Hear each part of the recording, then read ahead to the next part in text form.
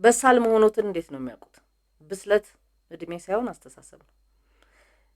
አንድ ሰው በሰለ ብለን ስንል ምልክቶች አሉት። እነዛም ምልክቶች ነው ዛሬ የምናየው። ቤተሰቦቼ ይህን ፕሮግራም ላይክ፣ ሼር፣ ሰብስክራይብ እንድታደርጉት እጋብዛችኋለሁ። ስለዚህ አንድ ሰው በሰለ ስንል እድሜው ስለጨመረ በሰለ ልንለው አይገባም፣ አይሆንም። ስለዚህ በሰለ የምንለው አንደኛ ስሜቱን መቆጣጠር ሲችል፣ በቁጣ ወይም በችኮላ ውሳኔ መስጠት ሲያቆም፣ ሌሎቹን ማዳመጥ ሲችል። በጣም የበሰሉ ሰዎች አዳማጮች ናቸው። ከማዳመጥ ጀርባ የሚገኝ ነገሮች ስላሉ ማለት ነው። እና ለመመለስ ሳይሆን ለመረዳት መስማት ያስፈልጋል።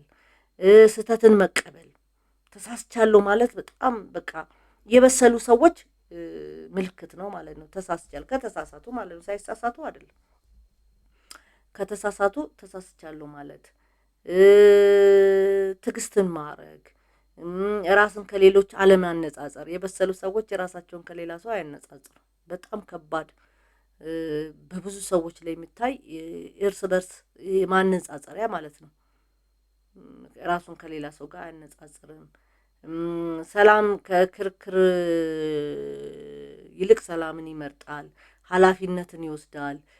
ድንበሩን ያስቀምጣል። ድንበር በጣም ወሳኝ ነው። በጣም ብዙ ጊዜ እኔ አሁን ቅርብ ጊዜ ነው የተማርኩት። ድንበር ለሁሉ ነገር፣ ለስጦታም፣ ለመርዳትም፣ ከሰው ጋር ባለን ግንኙነት ሚስጥራችንን ለመንገር በቃ ድንበር ያስፈልጋል።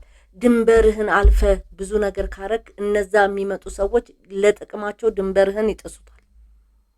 ስለዚህ መጠንቀቅ መቻል አለብን ማለት ነው።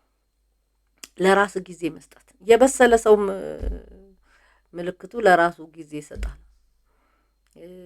ብዙ ጊዜ የራሳችንን ነገር ትተን የሰዎችን ነገር በመጠገን የሰዎችን ነገር በማስተካከል የምናሳልፍ ሰዎች አለ።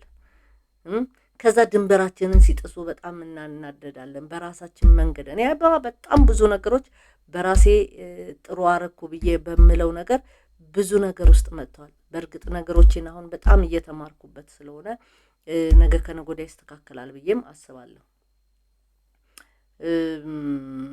ከተሞክሮ ደግሞ ልምድ ይወስዳል። የትላንትና ውድቀታችንን ለዛሬ ማስተካከያ ይሆናል ማለት ነው። ሰዎችን በክብር ማየት፣ የረጅም ጊዜ አስተሳሰብን ማስተካከል፣ ራስን መቆጣጠር፣ ቀላል ነገሮችን ማድነቅ በጣም የበሳሎች ሰዎች ምልክቶች ናቸው ማለት ነው። እንግዲህ ቤተሰቦቼ እናንተ እነዚህ ነገሮች ካሉባችሁ የበሰላችሁ ሰዎች ናችሁ። በሳል ማለት በእድሜ አይደለም በአስተሳሰብ ነውና የበሰሉ ሰዎች ጋር አብረን ስንሆን ብዙ ተሞክሮ ልናገኝ እንችላለንና ይህንን ተጠቀሙበት ቤተሰቦቼ። አመሰግናለሁ።